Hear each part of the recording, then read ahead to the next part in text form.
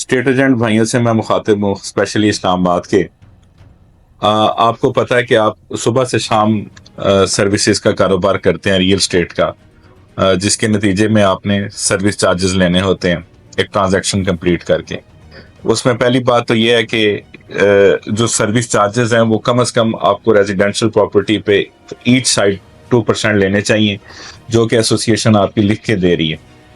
उसमें आपको 1% या 0.5% ये नहीं करना चाहिए। अगर आप ऐसा करते हैं, 2% में से डिस्काउंट देते हैं, तो आप अपनी कम्युनिटी के साथ ज्यादती करते हैं। और दूसरी तरफ आपको इस तरफ भी नहीं जाना चाहिए कि आप हिडन अमाउंट रखें। आप एक चीज 2 करोड़ 10 लाख में पीछे सेलर से तय करें और आगे आप 2 करोड़ 30 लाख में परचेजर को दें। 20 लाख रुपए का मार्जिन रखना, इसको टॉप कहा जाता है। ये शरन और भी हराम है और मुआशरा भी इसको बुरा समझता है और ये बददयानती है। दोनों तरफ आप अपने 2% सर्विस चार्जेस की वसूली को यकीनी बनाएं। उसके लिए अपनी सर्विसेज को महफूज करने के लिए, अपने वक्त को कीमती बनाने के लिए इस बात का आप श्योर करें कि जो सेलर है, जिसकी प्रॉपर्टी पे आप वर्किंग कर रहे हैं सेल करने के लिए, वो आपके साथ कितना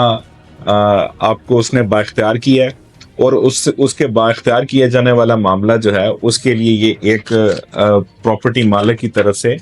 दिए जाने वाला ये उससे फिल करवाने के लिए ये परफॉर्म है, जिसमें वो अपने हाथों से डिमांड फिल करेगा और उसमें वो आपको 100 दिन के लिए वो आपको इख्तियार दे कि इस प्रॉपर्टी के ऊपर आप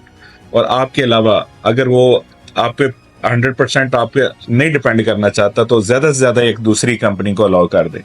लेकिन किसी भी स्टेट एजेंट को अपना वक्त इतना फजूल नहीं समझना चाहिए कि उसके ऊपर पूरा शहर वर्क कर रहा हो या शहर के 5 या 10 लोग वर्किंग कर रहे हैं और आप भी अपने वक्त को फजूल समझते हुए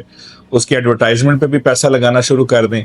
और उस प्रॉपर्टी के ऊपर अपनी क्रेडिबिलिटी को दांव पे लगा के उसके लिए क्लाइंट जनरेट करके दें। इसी तरह जो खरीदार है उसको भी आप पाबंद करें, उससे भी परफॉर्मा फिल करवाएं और उसको भी बताएं कि आपको मार्केट प्राइस से, मिनिमम प्राइस से लेके देंगे,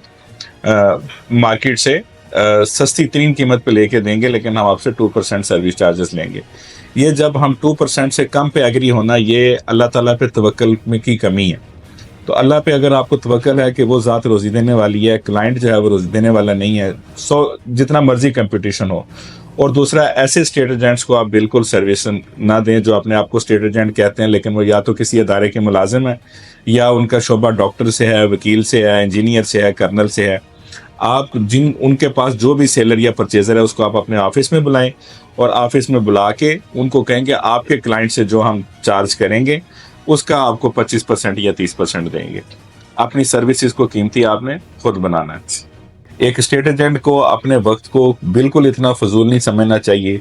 कि आप एक प्रॉपर्टी के ऊपर वर्किंग कर रहे हैं और जब उसका क्लाइंट जनरेट हो जाए तो वो मालिक कहे जी मेरा तो जहन बदल गया, या मैंने तो अपने कज़न को दे दी थी प्रॉपर्टी, या हमारा अब इरादा नहीं है, या अब हमने प्राइस चेंज कर ली है। तो जो भी सेलर साइड है, बेशक वो कंपनी है जिसके पास अरबों रुपए की प्रॉपर्टी है, जो भी उनका नुमाइंदा है, हर स्टेट एजेंट को चाहिए कि उनकी प्रॉपर्टी बेचने पे वर्किंग करने से पहले उनको अपने ऑफिस बुला के ये वाला फॉर्म भी साइन करवाएं,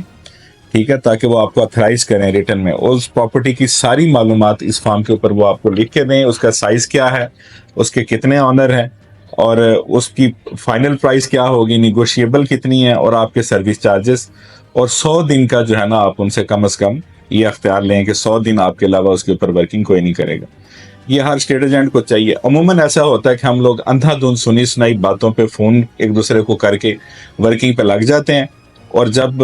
पता चलता है कि नहीं मालिक का तो जहन बदल गया, मालिक तो अभी 2 दिन पहले मुल्क के अंदर था, अब वो 2 दिन बाद मुल्क छोड़ के चला गया, तो अब वो 3 महीने बाद आएगा, वो ईद पे आएगा, तो बड़ी इंसल्ट होती है। तो इन चीज़ों से बचने के लिए ज़रूरी है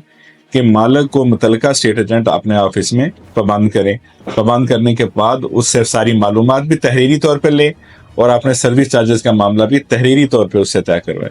ताकि आपकी मेहनत और आपने जो आपका राइट है वो ज़ाया न जाए।